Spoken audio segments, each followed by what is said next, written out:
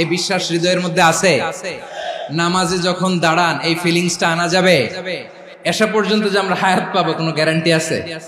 সবাই আওয়াজ করে বলেন, গ্যারান্টি আছে? গ্যারান্টি নাই।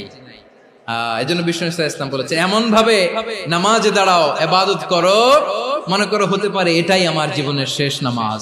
পারফর্ম দ্য সালাহ as if this is your last and final prayer. এমন ভাবে সালাতে দাঁড়াও, ভাবো হতে পারে এটাই তোমার জীবনের শেষ নামাজ।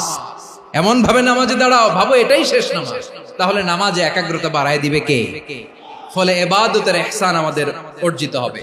আর মুআমালাতে ইহসান হলো, বিশ্বনবী বলেন ইন্নাল্লাহা তাবারাকা ওয়া তাআলা কাতাবাল ইহসানা আলা কুল্লি শাই ফাইযা কাতালতুম ফাআহসিনুল কিতলা ওয়া ইযা যাবাহতুম ফাআহসিনুয যাবহা ওয়ালিয়ুহিদ্দা আহাদুকুম শাফরাতাহু ওয়ালিয়ুরিহ যাবিহাতাহু। ইহসান দুই ধরনের, আওয়াজ করে বলতে হবে কয় ধরনের?